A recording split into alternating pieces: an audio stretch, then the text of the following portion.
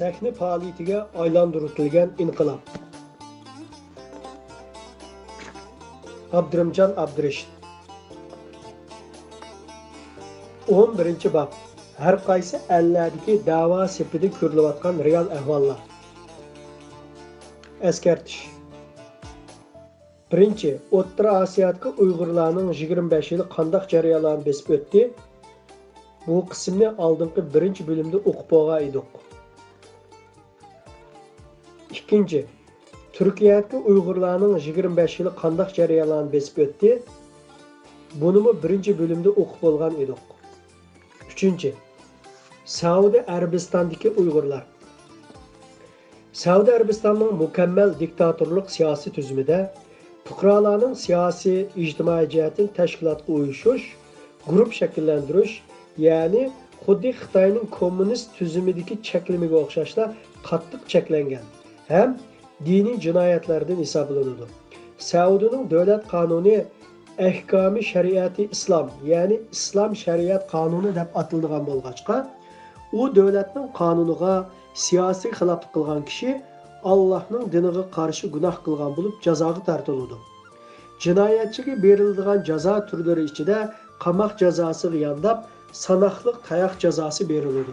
Tayoq va o'lim jazolari ko'pincha ochiq xalq maydonlarida ijro qilinadigan bo'lg'achqa, o'lim jazosi qilich bilan urib mahkumning kallasini kesadigan bo'lg'achqa, bundaq bir rasvo bo'lishdan har qanday kishi nomus qiladi. Shuning uchun Saudiya Arabistonidagi Uyg'urlarning tashkillik holda o'tirg'i chiqa olmaydiganligini tushunib, uningdan keyin bularning qila olgan va qila olmagan ishlariga qarashga to'g'ri keladi.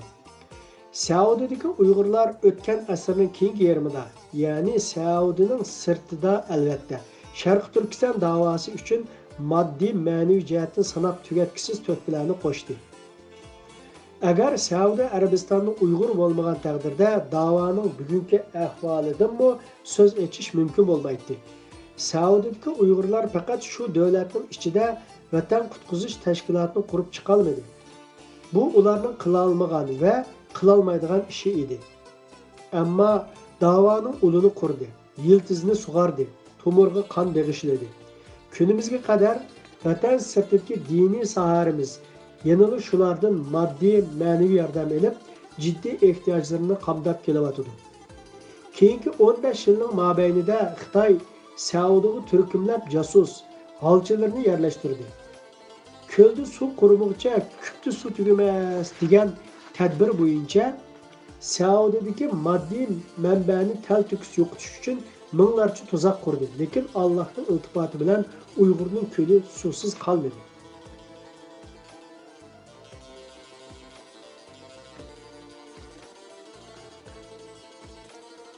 Dördüncü, Avustraliyadagi Uygurlarning 25 yili. Avustraliyada buningdan to'g'ri 25 yil ilgari Turkistonliklar jamiyati nomida tunji bo'lib bir Uyg'ur tashkiloti qurilgan edi.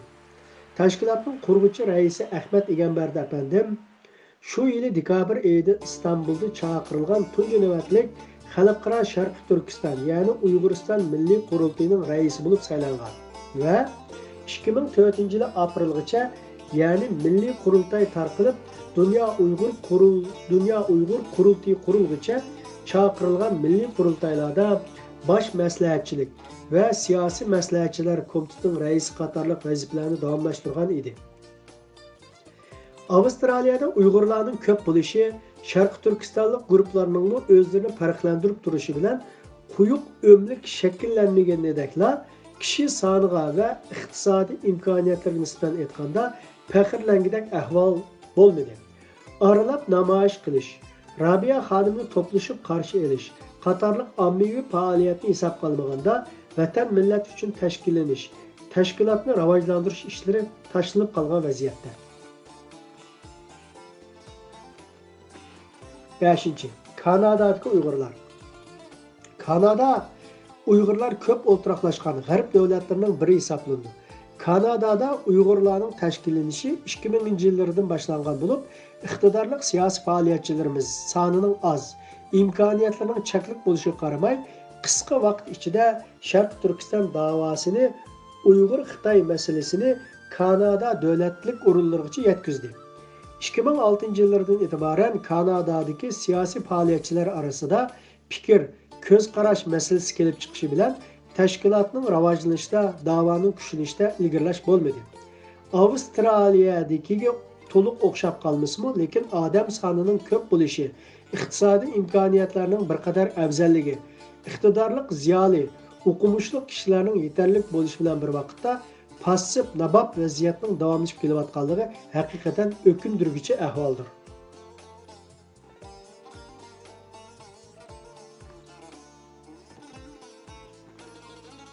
6. Amerikadagi Uyg'urlar.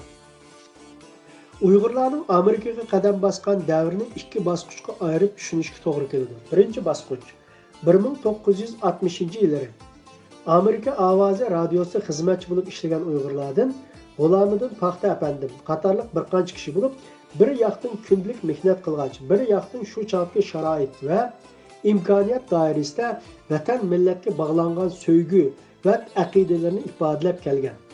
İkinci bosqichda asosan 1990 yilning 5-dan e'tiboran o'qish ham xizmat munosabati bilan shuningdek siyosiy panohlik bilan kelib Amerikaga yerlashayotgan Uyg'urlarning soni 3000 dan oshadi. Ular 1995 yillardan e'tiboran tashkillanishga boshlagan bo'lib, 2005 yillargacha Uyg'ur-Xitoy masalasini Amerika axborotlariga, hukumat o'rinlariga yetkazib kelgan edi.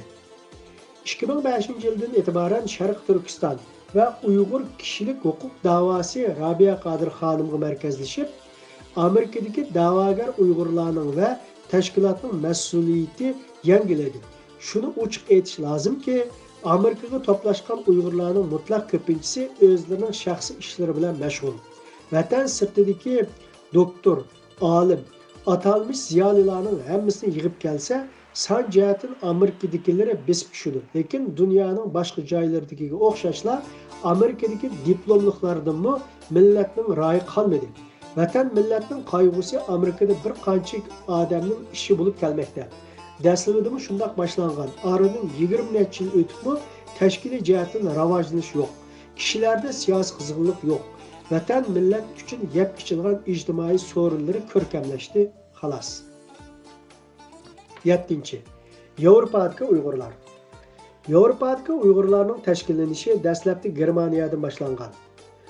Uningdan keyin Yevropaga Uyg'urlarning turkumlab kelish tartiblari bo'yicha Shvetsiya, Shvetsariya, Belgiya, Gollandiya, Norvegiya, Avstriya, Fransiya, Finlandiya qatorliq davlatlarda bas-basda tashkilot qurilib, bir yoqdan o'zlari turishliq davlat shaharlarda Uyg'ur millatini tonitish, o'zlarining avlodlarning ijtimoiy ishlarini bajarish, Xitoyga qarshi faoliyat berish qatorliq muhim ishlarni ado qilsa, bir yoqdan Dunyo Uyg'ur qurultiyining markazchiligiga bo'yishib, bir tutashlikni amalga oshirib kelmoqda. Butun Yevropadagi Uyg'urlar son, iqtisodiy imkoniyat va ilmiy sifatda Amerika, Kanada, Avstraliya qatorliq ellardagi Uyg'urlarga solishtirganda bakli tuvan bo'lsa-mu, lekin tashkillanish, markazlashish va Xitoyga qarshi aniq maydon, ochiq ifoda bildirishda hammaning oldingi o'rinda turadiganligi bilan faxrlikdir. Yaqinqi bir qancha yildan buyon Yevropadagi ba'zi davlatlarda Dunyo Uyg'ur qurultiyining tarkibiga kirmay yoki o'z oldiga mustaqil yoki diniy iqlimga mansub tashkilot va jamiyatlarmi borliqqa keldi. Bu xil ahvollarmi vaziyatning taqozosiga uyg'un yuz bermoqda. Lekin yig'ib aytganda Yevropa elleridagi Uyg'urlar tashkilsizlikni yoqtirib ketmaydiganligi aniq. Yuqorida Uyg'uristonning sirtidagi Uyg'urlarning har qaysi davlatdagi vaziyatlari bo'libmi keyingi 25 yillik ahvoli qisqagina bayon qilindi. Endi xulosa tariqasida mushu 25 yil ichida umuman nimaga erishdik, nimani yo'qotdik? Buningdan keyin nimaga erisha olamiz, nimani yo'qotamiz degan savolga insof bilan javob berishga majburmiz.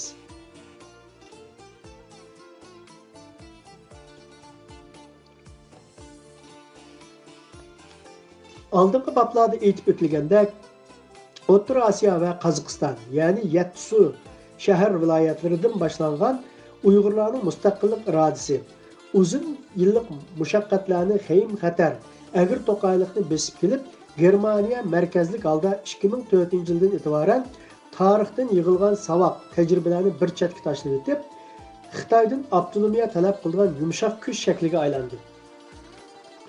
Yana nurg'un kishilar dunyoning har qaysi tarafidan maydonga sakrab tushib, zodi din, diyonatdan yiroq turganlarda ishonch, e'tiqod bo'lmaydi. Ular millatning irodasiga xiyonat qilishdan qo'rqmaydi.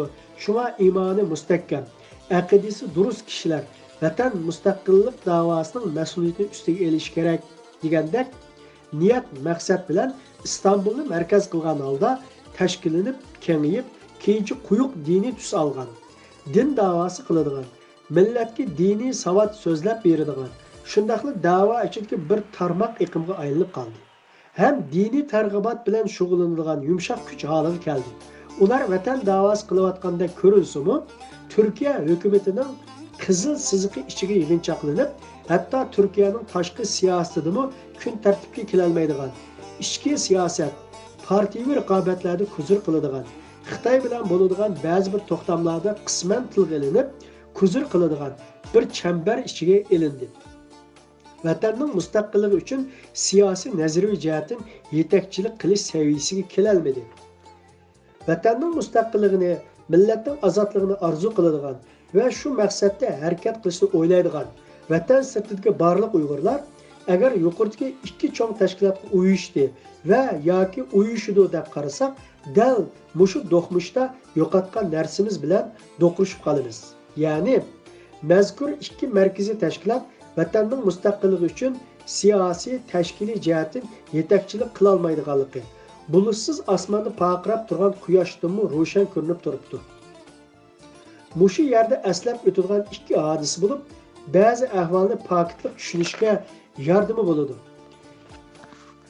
2011-yil iyul Sharq Turkiston Ma'rif hamkorlik jamiyatining yillik qarindoshlik uchrashuv yig'inida leksiya so'zlab beradigan sobiq Turkiya bosh ministrining siyosiy maslahatchisi, Ma'rif jamiyatining muhim bir rahbariga qarata mundaq dedi: "Men bu qarindishimni bek yaxshi ko'raman. Shuningdek, sizlarni yaxshi ko'rishingizda shak yo'q. Ammo tashkilot ishini yaxshi ko'rish, yaxshi ko'rmaslikni nazardan yiroq tutib, vazifali xodimlarni yengilab turish, urun bo'shitib boshqalarni yetildirish lozim. Men bu qarindishimni uda 6 yil o'xshash vazifada ko'rdim. 7-qatim ko'rishni xohlamayman" dedi. Uning so'zlari chaqchaq aralash bo'lsa-mu, lekin u yuqori darajali davlat xodimi bo'lg'achqa, uning aytgan har bir gap so'zlarini chaqchaq degili bo'lmaydi. Keyin anglasam, hali qarindishimiz vazifasidan chekinibdi.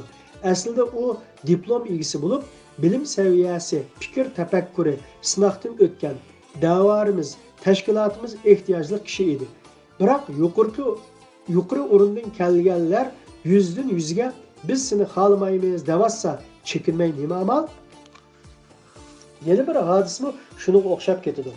2012-yil may Dünya Uyg'ur qurultiyining Yaponiyada chaqirilgan 4-navbatlik umum saylam yig'inida Rabia xonim o'zini rais nomzodligiga ko'rsatmasligi oldin talab qilinganmish. Bu xil talab Dünya Uyg'ur qurultiyi ichidami, NED vahbidami xonimga yetkazilganmish. Shuning bilan xonim Yaponiyaga bormaslikning qazonini esib, salomatligim nachar, uzun safarga chidab bo'la olmayman deb atrofga uchur yetkazibdi. Raisni to'g'nitib qo'yib, yig'in chaqirib, saylam o'tkazish tajribasiga ega raqobatchilar, ya'ni 9-bobda bayon qilinganday, o'zaro nomzodlashib, cho'churni ham sanab, tayyorlikni mukammal bitirib, taq bo'lib turganda Rabia xonim ushtumtib Yaponiyaga borganmish. Shuning bilan qurultayning ochilish murosimida nutq so'zlaganlar qatorida Luiza Grey xonim so'z elib, Rabia xonimning xizmatlarini alohida muayyanlashtirib, anglagan har qanday kishiga xuddi Rabia xonimni uzatish murosimida tuyg'u berganmish, ham alohida yasalgan taqdirnomani berganmish. Biroq yig'inning 2-kuni saylam qoidasi bo'yicha vazifali xodimlarning qatorida Rabia xonimi istifa bergan va qattiq olqishlangan bo'lib, nomzod ko'rsatish boshlanganda o'zini qayta rais nomzodligiga ko'rsatib, agar ko'pchilik meni saylasa, yana bir qaral vazifa olaman degan. Ba'zilar koni plan bo'yicha xonimning nomzodligiga e'tiroz bildirgan bo'lsa-mu, 4-5 kishidan boshqa yig'in aklining hammasi degidek xonimga ovoz berganligi ma'lum. G'ayri rasmiy aytishlarga qaraganda, xonim shu yig'inda to'liq istifa berayotgan bo'lsa, NED vahbidan alıngan maaşı ve yardım pulu to'xtatilmaskanmish. Chunki Uyg'urlarning arasida demokratiyani o'zlashtirish uchun xizmat qilish badaliga yordam puli, yillik muqim maosh elib turib, demokratiyaga o'zini o'zlashtirmay rais bo'lib olishi va qo'l ostidagi kadrlarni aramxo'da kun o'tkazgili qo'ymay, rohatlarini buzib, mas'uliyat surishti qilaverganligi uchun NED barliq iqtisodni to'xtatganmish. Oldingi babda, ya'ni 9-babda qisman bayon qilingandek, Dünya Uyghur Qurultayıning ichidagi rais raqobatchilari va boshqa qo'ldoshlar xonimga qarshi NED vahbiga shikoyat qilganligimi pulni to'xtatishning bir sababi deyiladi. Albatta turli sabablar to'planib, ziq to'shqan bo'lishi mumkin. Ammo yuqoridagi ikki hodisadan biz bilishga tegishli bo'lgan narsa shuki, markaziy tashkilotlarimizni boshqalar yetaklayotganligi, tashkilotni vasita qilib turib bizning da'vorimizni ve bizni boshqalar yetaklayotganligi munozirasizdir. Tashkilotlarimizning nizomnoma, xitobnoma, bayonot va programmalaridan mustaqillik iborasini o'chirgizibdi. Rahbarlarimiz xalqaro so'rovlarda tarmoq masalalar ustida doklad beradigan, tarmoq haq-huquqlar to'g'risida Xitoyning ustidan shikoyat qiladigan, kishilik huquq da'vosi, din da'vosi qiladigan, kundalik ishlar da'vogarlari holiga keltirildi. Umi yetmagandek boshqalar bizning tashkiliy ishimizga aralashib, kimni qanday vazifaga qo'yish, kimni qaysi vazifadan yiroqlashtirish, kimlarni tashkilotdan qo'g'lab chiqarishgacha qo'l tiqib aralashib, tashkilotlarimizning ichki pozitsiyalarini bir tutash kontroliga ostiga elishi 1945-yildagi Manas daryosi sohilini esga soladi.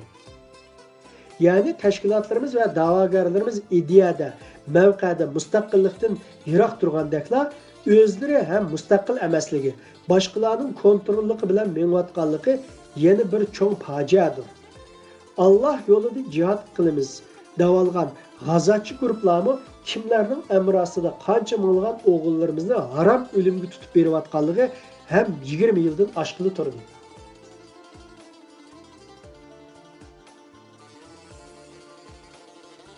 Umuman qilib aytganda, vatan sirtidagi 25 yillik da'vo jarayonida yo'qotgan narsa millatning ishonchisi bo'ldi. Erishgan narsa bo'lsa, nom, atoq, tashkilot rahbarlarining mansab o'rni, uningdan ortiq bir narsa yo'q. Agar o'ylangan yerdan planning sirtidan tasodifiy biror cho'ng o'zgarish yuz berib, biror yangilik kelib chiqmasa, buningdan keyin mushu qilibda mangadi. Erishadigan alohida cho'ng bir natija bo'lmaydi. Buningdan keyin yo'qotadigan narsa bo'lsa, o'z avlodlarimizdir. Avlodlarimiz ko'z oldimizda tilini yo'qotyotdi. Hozirgi mavjud ota-onalarda va kollektiv guruhlarimizda yerlik xalqdan qilishmag'idek ortiqchilikni ko'rolmagan avlodlarimizning nazarida Uyg'ur bo'lib yashayverish ancha muhim hisoblanib ketmaydigan. Bak muhim bo'lib ketsa, musulmonlikni saqlab qolsa yetarli-ku degandek Uyg'urlikdan yiroqlashish kayfiyati xiris qilgan vaziyatni ko'rib turmoqdamiz. Chet ellarda vatan da'vosi ikkinchi avloddan oshmaydiganligi ham muqimlashib qoldi. Yig'inchoqlab aytganda, erishgan narsamiz chet elliklarning nazarida Uyg'urlar kishilik huquq da'vosi qiladi, Uyg'urlar din da'vosi qiladi degan saxta marka bo'ldi. Rahbarlar Uyg'urlar to'plashgan yerda Sharqi Turkistonning mustaqilligi uchun jon tikib kurash qilamiz deb qo'yib, chet ellikning sahnasida Uyg'urlarning kishilik huquqi, diniy huquqi, soqol haqqi, burt haqqi, ro'mol hijob haqqi qatorli kundalik va tarmoq haq-huquqlar to'g'risida nutq so'zlab, doklad berib, chet ellikmi rost gapni demay, Uyg'urlarga rost gapni demay qilayotgan bu mujmal da'voning formulasi zodi nereden kelgan?